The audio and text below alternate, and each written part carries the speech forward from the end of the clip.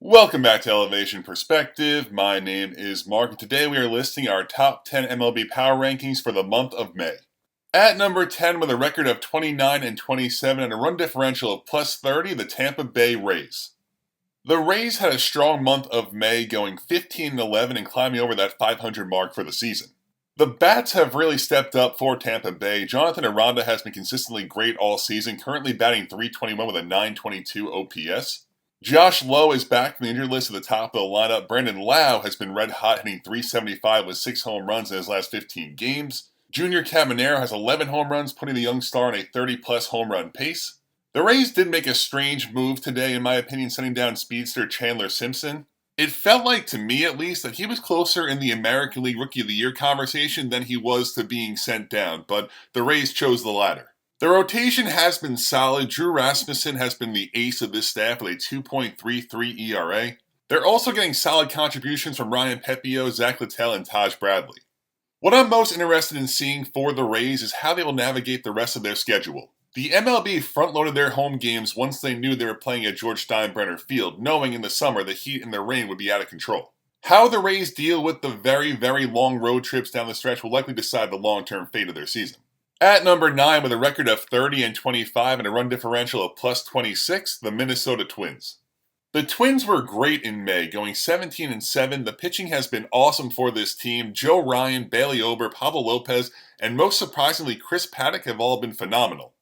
Joan Duran has been one of the best relievers in baseball, closing out games with a 1.07 ERA in 25 and a third innings. I do have concerns regarding the Twins lineup. It feels like they have a lot of adequate players, but not a whole lot of exciting offensive talents. Byron Buxton just came back from the concussion IL. He is the star for this team with 10 home runs and 8 stolen bases. Trevor Larnach, currently being the second best hitter with a .708 OPS, isn't great, but they have a lot of guys underperforming like Carlos Correa and especially Royce Lewis. Lewis is batting .138 with 1 home run and 65 at-bats. The Twins will also activate Matt Wallner off the injured list very soon to help out with the power production on this team. I think with the very strong pitching staff and the hitting seeing better times the rest of the way, the Twins should be in the wild card relevant conversation all season long. At number 8, with a record of 31 and 23 and a run differential of plus 18, the San Diego Padres. The Padres didn't have a great month, going just 12 and 12, but they built a nice cushion for themselves with a really strong March and April. I think the one notable problem you can really point out here for the Padres' recent poor play is Fernando Tatis. He had a great early start to the season here, but in May he batted just .188. The Padres have gotten strong production from their star players here in Arise, Jackson Merrill, and Manny Machado. The big surprise here has been Gavin Sheets, who's batting .275 with 11 home runs and an .833 OPS. He's made some big changes to his offensive profile. Looks like a great find here for the Padres. The pitching, for the most part, have done their jobs. Nick Pivetta has a really strong 2.72 ERA. Dylan Cease and Randy Vasquez have not pitched great, but they've held their own. The big worry right now is the ace of this staff, Michael King, just went on the injured list with a shoulder problem. If that proves to be a long-term injury, that could drastically impact the Padres' playoff outlook. At number 7, with a record of 32 and 24 and a run differential of plus 45, the St. Louis Cardinals.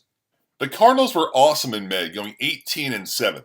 I really like the Cardinals lineup. I feel like they're deep and they have guys that hurt you in different ways. They're also extremely young on offense with the exceptions of Nolan Arenado and Wilson Contreras, and those two players are still contributing for this team. Ivan Herrera has probably been the most impressive bat so far, batting .358 with 5 home runs. Mason Wynn and Alec Burleson have also been playing really well these last few weeks. You can't really love the Cardinals pitching staff due to the likes of Miles Michaelis, Eric Fetty, and Andre Palante, but they're doing their jobs to this point. It might not be completely sustainable, but with this solid offense, if these veteran back-end guys can continue to put up quality starts, they're going to win a good amount of games. They also, of course, have Sonny Gray, and a great story for the Cardinals has been Matthew Liberatore. A former top prospect looking like he has finally figured things out here, has a 2.73 ERA, a 1.01 whip in 59 and a third innings. If the Cardinals can keep up this level of play, they will be buyers of the deadline instead of the sellers we all expected them to be. At number 6, with a record of 34 and 22 and a run differential of plus 65, the reigning defending champions, the Los Angeles Dodgers. The Dodgers went just 13 and 12 in May. I still fully expect this team to go on that crazy Dodger run to get this record looking more like that 100-win team we expect them to be, but so far it just hasn't happened yet. Tyler Glasnow and Blake Snell are still both on the injured list. It feels like they activate or call up a new guy every day to start games besides the two constants so far in Yoshinobu Yamamoto and Dustin May. Yamamoto in particular has been tremendous. He has a 1.97 ERA and looks like a National League Cy Young favorite. On the offensive side of the ball, Shohei is well on his way to another MVP award with 20 home runs already. Freddie Freeman, even getting up there in age and with his ankle problems, is still batting a hilarious .359. Will Smith has also been awesome behind the plate with a .338 batting average. All the pieces and the talent are still here. It's just a matter of when they put it all together and get going and find themselves much higher on this list going forward. At number 5 with a record of 34-22 and a run differential of +57, the New York Mets. The Mets were also just 13-12 in May. They're still patiently waiting for their superstar outfielder Juan Soto to get going here. It is kind of astounding to see how unlucky Juan Soto has gotten to this point. He's sporting a .224 batting average, but still has his crazy, tremendous expected batting numbers on Baseball Savant. The fact that the Mets are 34-22 with basically no or very limited contributions from Juan Soto bodes very well for them going forward. Pete Alonso has been very strong for this team, batting .290 with 11 home runs and a .931 OPS, but the real story here is the Mets pitching. Griffin Canning has a 3.23 ERA, Clay Holmes a 2.98, David Peterson at 2.79, and Kodai Senga a ridiculous 1.46 ERA. The Mets will also have to make some tough decisions here with Frankie Montas and Sean Manaea both on rehab assignments looking to join this rotation very soon.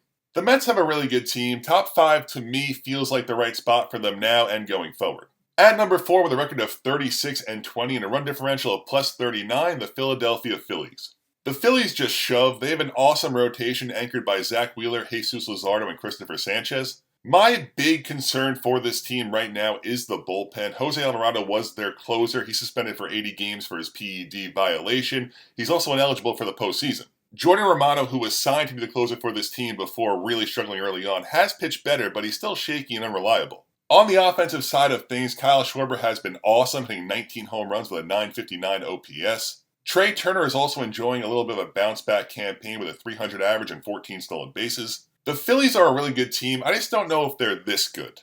The Phillies should be a playoff team. I expect them to win around 90 games, but that .643 win percentage has me a little skeptical. At number 3 with a record of 35-22 and a run differential of +91, the Chicago Cubs. I really like this Cubs team. I actually just released a video earlier this week talking about how much I like this group. The Cubs went 17-9 in May. Kyle Tucker has been great, but Seiya Suzuki and Pete Crow Armstrong are currently number 1 and number 2 with the most RBIs in all of baseball at 51 and 50 respectively. That is just insane to have two guys at the top of the RBI list through May. They just get contributions from every guy in this lineup, and almost all of them are also great on defense as well. Matt Boyd has been a great signing for this team with a 3.08 ERA. And it looks like they may have finally found the answer to their closer issues with Danny Palencia, a young, hard-throwing kid taking control of the 9th inning. I think the Cubs are going to win the National League Central. I think they're really good. I have fully bought into this team being the real deal. At number 2 with a record of 35-20 and a run differential of +113, the New York Yankees. The Yankees have been on a roll lately, 17-7 in May, including an active 5-game win streak. Judge is still hitting a hilarious .391 for the season. Paul Goldschmidt's revival is still ongoing as well with a .347 batting average. Cody Bellinger has also been playing much better baseball as of late. The real key to the Yankees' great play, though, has been their pitching. Max Fried and Carlos Rodon in particular have been incredible for this team. Fried has a 1.29 ERA and Rodon at 2.60. Also important to mention here that rookie Will Warren has pitched really well in May as well.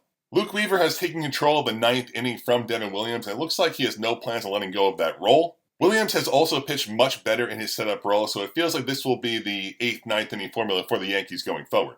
The Yankees are a really good team, and they already have a 6.5 game lead in the American League East. With their competition, this race looks over already.